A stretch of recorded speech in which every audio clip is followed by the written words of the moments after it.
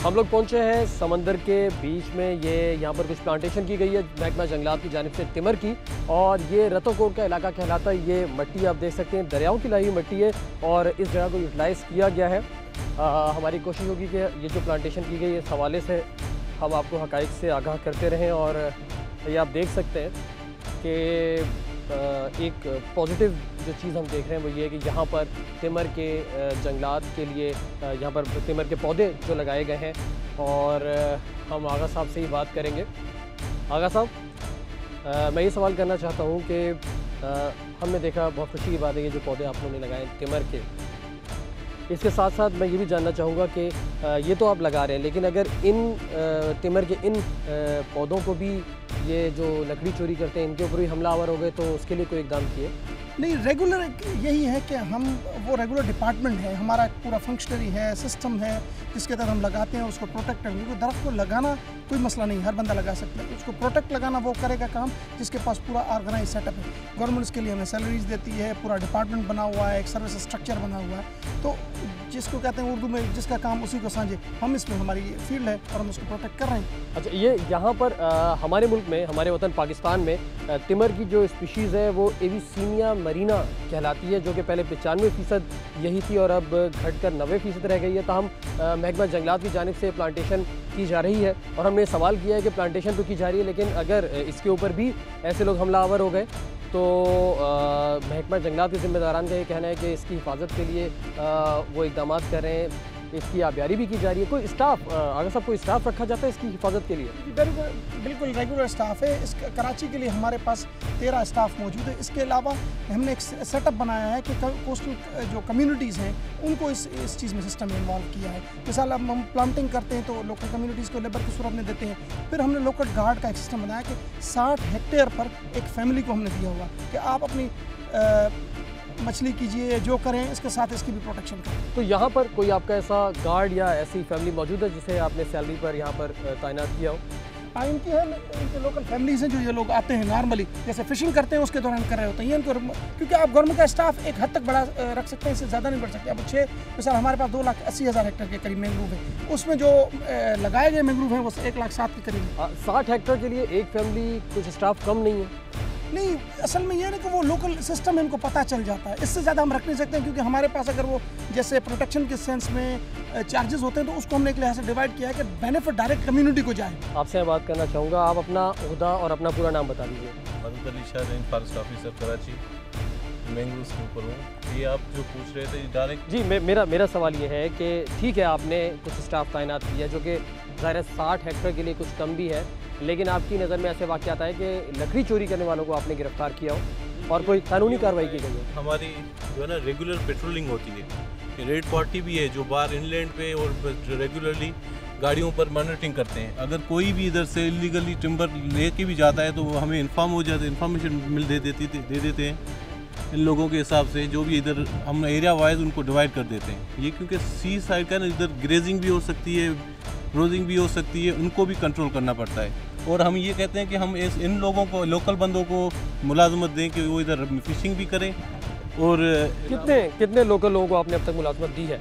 अभी required areas के हिसाब से हमारे पास तो इन 100 से अबो हो जाएंगे, क्योंकि ये सारी बेल्ट हमें जो कवर करनी है कराची का एरिया, हम अब मेन स्पॉट पे और मेन जिधर हमारी प्लांटेशन होती है, जिधर जाने आने का रास्ता होता है, उन जगह पे चेक पोस्ट भी लगा देते हैं, उन बंदों को भी बिठा देते हैं और लोगों को हम प्रेफरेंस देते हैं। तो टास्क फोर्स आप लोगों ने ऐसी कोई कायम कर रखी है सदेबाब के लिए? हाँ, रेड पार्टी है हमारी। कितने लोग हैं रेड पार्टी में? रेड पार्टी में 15 से 20 बंदे हैं। 3 गाड़ियाँ हैं वो जो रेगुलरली मॉनिटर करते हैं। अगर ये बंदे इधर से इन्फॉर्म करते हैं तो कोई इलीगल एक्टिविटी कर रहा है तो वो हमें इन्फॉर्म करते हैं। हम डायरेक्ट उधर ऑन द स्पॉट आकर उनको फाइन भी करते हैं, जो भी अकॉर्डिंग टू रूल्स हैं उनको वो पनिशमेंट भी दी जाती है। अब तक कितने लोगों को करार वाकई सज़ा मिली? अभी ये तो ऑन द रिकॉर्ड भी है, और जो भी पहले जैसे इलीगल करना, हमारा FIR भी कटवाई है, लार्ज करवाई है। और तकरीबन जब भी हमें रिपोर्ट मिलती है तो अभी अकाउंट बता नहीं सकते एग्जैक्ट क्या है नंबर, मगर अभी हमारी प्रोटेक्शन की वजह से ये सारे आप लश ग्रीन फॉरेस्ट देख रहे हैं, ये सिर्फ हमारी मेहनतों का नतीजा है, जो आप अभी भी देखें, इधर नहीं आपको। जी मदद साहब, बिल्कुल मैं यही बात कर रहा हूँ, ये आप लोगों की मेहनत ठीक है, हम देख रहे हैं, लेकिन इस मेहनत की हिफाजत की जिम्मेदारी भी तो आप लोगों पर आयद होती है। वो हम अपनी जिम्मेदारी अपनी ड्यूटी कर रहे हैं। इस वजह से आपने नहीं कोई इधर का कोई ग्रेजिंग देखी होगी, नहीं इलीगल कटिंग देखी होगी, और ये सारा प्रोटेक्शन की वजह से हमारे सिंध फॉरेस्ट डिपार्टमेंट की वजह से ये आप आज ये कंडीशन देख रहे हैं। अगर ये यही ब्लैंक एरियाज था 2-3 साल पहले, ये ब्लैंक एरिया कितना अर्सा हुआ इस प्लांटेशन को? 3 साल में 3 साल हुआ है। लास्ट 3 ईयर्स हमने ये प्लांटेशन किए हैं। और आज आप देखें बिल्कुल लश ग्रीन ये एरिया होता है। ये का मेन जो मरकज़ है, जो मेन इसका बेनिफिट है, देखो इरोजन हो रही है सी की, है ना, सी लेवल इंक्रीज होने से इधर है ना सी का विंड प्रेशर और जो है ना टाइडल प्रेशर की वजह से इरोजन होती है। इरोजन की वजह से ये सारा एरिया पानी का बहाव शहर की तरफ हो सकता है। इस पर्पज़ इस रिजल्ट से बचने के लिए हम ये आइलैंड्स प्लांटेशन करते हैं, वेजिटेशन से कवर करते हैं। इससे क्या होता है कि जैसे भी पानी के साथ सिल्ट आती है और डिपोजिशन होती है, जो आइलैंड्स क्या होता है वो इंक्रीज़ भी हो जाती है डेप्थ, और इस इधर को फिर वो दूसरा साइमल्टेनियसली इनको जो है ना फिश प्रॉन एंड क्रेब्स और इनको लिए ब्रीडिंग ग्राउंड भी प्रोवाइड करते हैं। जी बिल्कुल। तेमर के जंगलात ये हम देख रहे हैं, समंदर के दरमियान रतोकोट का इलाका जहाँ पर महकमा जंगलात की जानिब से प्लांटेशन की गई है। और ज़ाहिर है कि प्लांटेशन अगर की जा रही है तो यकीनन उसकी हिफाजत भी इनकी ज़िम्मेदारी है, जिसके लिए इनका ये कहना है कि इनकी जानिब से इक़दाम तो उठाए गए हैं। और हम देख रहे हैं कि ख़ास से बड़े रकबे पर, जो कि किसी ज़माने में यहाँ पर कोई प्लांटेशन नहीं थी, लेकिन ये तेमर के जंगलात लगाए गए हैं, ये खुश आइंद है।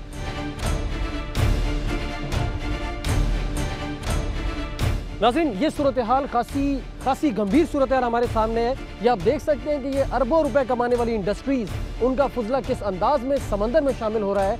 ये गंदगी, ये कीचड़ आप देख सकते हैं। ये सब हकीकत हाल हम आपके सामने वाज़े कर रहे हैं। यहाँ पर जो ताफुन है, इंतहाई ताफुन फैला हुआ है इस फुजले की वजह से, इस गंदगी की वजह से।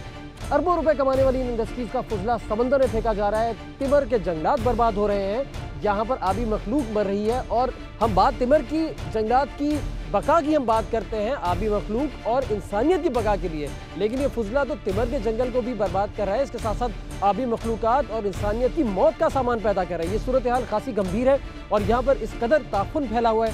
ये कीचड़, ये गंदगी, ये सनदी फुजला आपके सामने है और ये इतना दलदली है कि हम इसके करीब भी नहीं जा पा रहे हैं। और इसका जो ताफुन और बदबू है वो इस वक्त पूरे माहौल में फैली हुई है और खासी ये तेज़ बदबू है। ये सारी इंडस्ट्रीज़ ये अरबों रुपए कमाते हैं और अरबों रुपए कमाकर इन्होंने अपने फुजले को ठिकाने लगाने के लिए कोई बाकायदा मनसूबा साजी नहीं की है। और ये गंदगी, ये फुजला, ये देखें आप, ये तिमर के जंगलात की हालत, तिमर के जंगलात क्यों ना बर्बाद हो। आगा साहब, आपसे मैं सवाल करना चाहूँगा, आप तो फॉरेस्ट के एक जिम्मेदार ऑफिसर हैं, आपने इसके लिए कभी किसी से शिकायत की? जी जनाब, जिस तरह अभी भी हम हाईलाइट करें इशूज़ के आपके साथ आए हुए हैं, हम समझ सकते हैं कि इस सूरत हाल में इंडस्ट्रियलाइजेशन की भी ज़रूरत है, लेकिन ट्रीटेड चीज़ें आनी चाहिए। सारी दुनिया में जिस तरह एक हो रहा है कि स्टैंडर्ड्स हैं, कि उन स्टैंडर्ड्स को अगर एनवायरमेंटल क्वालिटी स्टैंडर्ड्स को हमारी इंडस्ट्रीज़ अमल बनाएं तो ये चीज़ें इस तरह नहीं होंगी। डॉक्टर साहब देखिए, ये तिमर का जंगल, ये दलदल, ये फुजला, हल क्या है इसका? हल यही है कि ट्रीटेड आना चाहिए। जो भी पानी, जो भी चीज़ आए, जो भी इंडस्ट्रीज़ का एफ्लुएंट निकलेगा वो ट्रीटेड आना चाहिए। तो इनके इस मसले के सद्जवाब के लिए आपका कभी इन इंडस्ट्रीज़ से बात हुई, कभी मुताल्लिका इदारों से बात हुई? दूसरा ये है कि अब ये कराची में एक बहुत बड़े ट्रीटमेंट प्लांट की एक चेन बनने वाली है और एक बहुत बड़ा मंसूबा है इस सिलसिले में। मुझसे वाबस्ता नहीं ये चीज़, लेकिन मेरे इल्म में ज़रूर है कि जो हम ब्रीफिंग्स वगैरह में सुनते हैं कि इन्हीं इंडस्ट्रीज़ में, जिसको हम जैसे कहते हैं कि वो उन्हीं की जो इनकम है उसी में से चीज़ें निकाल कर, अगर वो कोई भी चीज़ डालेंगे तो उसमें से अगर प्लांट या वो जो ट्रीटमेंट प्लांट्स आप कह रहे हैं वो तो जब बनेंगे, जब देखा जाएगा। अभी आप लोग इसके लिए क्या कर रहे हैं? इसके लिए यही कि अब आप इस जगह तो कुछ पौधा लगा नहीं सकते हैं। ये पौधे तो लगे हुए हैं ना, ये देखिए। नहीं देखिए, ये बड़े दरख्त हैं, छोटे बिल्कुल नहीं हो सकते। नेचुरल जो सीड गिरता है वो भी मर जाता है, इस फुजले में मर जाएगा वो पौधा, बिल्कुल हो ही नहीं सकता है। क्योंकि अब आपको जो भी पौधे नजर आ रहे हैं ये कोई 5-6 साल की उम्र के नहीं, ये 40-40 साल पुराने दरख्त है। उसकी आप एज देखिए, आप उसकी हालत देखिए कि वो जैसे बिल्कुल छोटी उम्र का लग रहा है। उसकी ग्रोथ ही स्टंटेड हो चुकी है, ओवर इसमें न्यूट्रिएंट्स। आप क्या मुतालबा करेंगे कि हुकूमती जानिब से आपके डिपार्टमेंट को, आपके इदारे को ऐसी कौन सी सहूलियात मुहैया की जाए कि ये मसाइल हल हो सके किसी हद तक? हाँ बिल्कुल, एक कराची के लिए खुसूसन ऐसे एरिया के लिए एक कंबाइन एक फोरम होना चाहिए, जैसे हमारा एक कमेटी है वो एक्टिवेट हो जाए, मैंग्रोव कंजर्वेशन कमेटी जो है वो एक्टिवेट हो जाए। उसके तहत जिस एजेंसी इसकी जिम्मेदार है, जैसे पोर्ट कासिम है, जिसका एरिया है, कराची म्यूनसिपलिटी के पास जो एरिया है, दूसरों एजेंसीज के पास जो एरिया है, वो मिल के एक कॉमन प्लान हो जिस पर हम अमल करें और इसके लिए प्लांटिंग करें। महकमा जंगलात की जानिब से तिमर के जंगलात लगाए जा रहे हैं, लेकिन इसके साथ साथ इसके सद्देबाब की भी ज़रूरत है कि जिन इलाकों में लकड़ी चोरी की जाती है, उसके अलावा जो सूरत हाल हमने देखी वो ये देखी कि बड़ी बड़ी सनतें जो अरबों रुपए कमाती हैं उनका फुजला समंदर में फेंका जा रहा है। भैंस कॉलोनी एशिया की सबसे बड़ी भैंस कॉलोनी, उसका फुजला समंदर में आ रहा है। यानी हम अपने गंदगी को, गिलाजत को समंदर में धकेल देते हैं, जो कि आबी मखलूकात के साथ साथ तिमर के जंगलात के लिए, हत्ता कि कुल इंसानियत के लिए इंतहाई अफसोसनाक और ख़तरनाक है। इसके सद्देबाब की ज़रूरत है। हम आपके सामने हक़ाइक़ पेश करते रहेंगे। आप हमें अपनी राय से आगाह कर सकते हैं। हमारा ईमेल एड्रेस है sk@cnbcpakistan.com। आप हमें फेसबुक पर भी ज्वाइन कर सकते हैं। हमारा पेज सड़क किनारे के नाम से है। इसके साथ ही सद्दाम तोफैल हाशमी और सड़क किनारे टीम को इजाज़त दीजिए। रहिए साथ हमारे इसी सड़क किनारे।